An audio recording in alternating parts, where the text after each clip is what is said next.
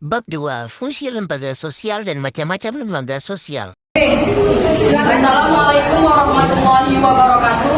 Waalaikumsalam warahmatullahi wabarakatuh. Selamat siang semuanya. Siang. Di sini kami bukan karena tidak dikasih kursi, tapi ingin presentasi. Presentasi yang kami bawa adalah fungsi lembaga sosial dan macam-macam lembaga sosial. Jadi presentasi ini bukan muncul secara tiba-tiba, melainkan disusun oleh saya sendiri, Rifki Akmal Fauzan, dan rekan saya Al-Qaeda Salsabila. Jadi di sini kami membuat daftar isi, yaitu pertama latar belakang, kedua tujuan presentasi, yang ketiga pengertian lembaga sosial, yang keempat macam-macam lembaga sosial, yang kelima arti dari macam-macam lembaga sosial, yang keenam fungsi lembaga sosial, yang ketujuh dampak yang terjadi di lembaga sosial negatif dan positif, yang kedelapan kesimpulan lembaga sosial, yang kesembilan penutup. Jadi kita masuk dari yang pertama, yaitu latar belakang. Terbentuknya lembaga sosial bermula dari kebutuhan manusia akan keteraturan kehidupan bersama, sebagaimana diungkapkan oleh Suejono Swekarto. Ia mengatakan bahwa lembaga sosial hidup karena manusia pada umumnya dalam kehidupan sehari-hari membutuhkan keteraturan hidup. Untuk mendapatkan keteraturan hidup bersama, dirumuskan norma-norma dalam masyarakat, sebagaimana paduan bertingkah laku. Lanjut, kita masuk ke tujuan presentasi. Jadi, tujuan presentasi kami ini kita dapat mengetahui macam-macam lembaga sosial dan mengetahui fungsi lembaga sosial. Lanjut, kita masuk ke pengertian lembaga sosial yang dibawakan oleh rekan saya, Muhammad Fajar Fadli. Pengertian lembaga sosial adalah mengatur aktivitas masyarakat sehingga terwujud kehidupan yang harmonis.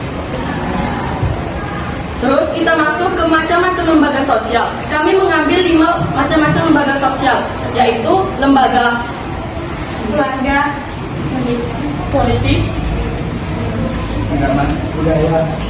Lanjut, kita masuk arti dari macam-macam lembaga. Yang pertama, masuk ke lembaga keluarga yang dibawakan oleh Tiara Aulia.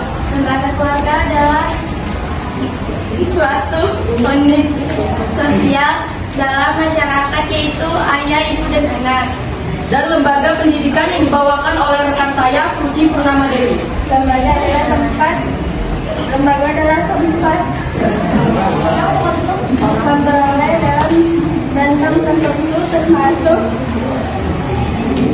SD, SMP, SMA, dan kuliah.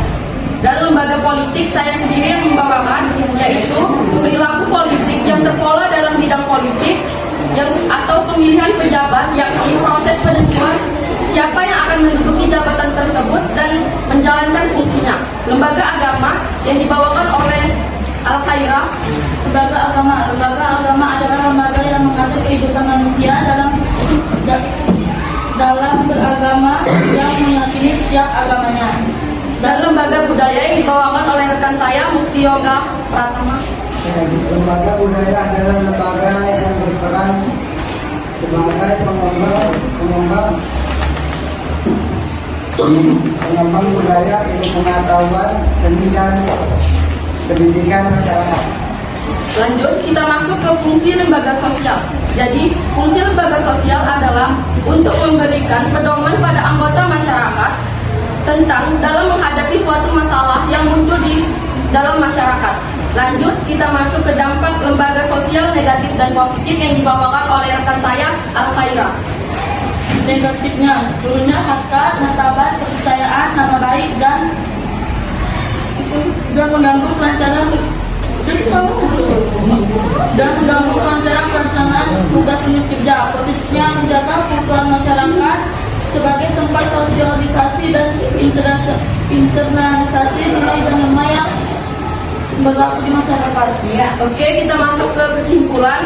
Jadi kesimpulan presentasi ini dibawakan oleh rekan saya, Mufti Yoga. Lembaga sosial adalah seperangkat norma yang mengatur perilaku tindakan individu dalam kehidupan masyarakat.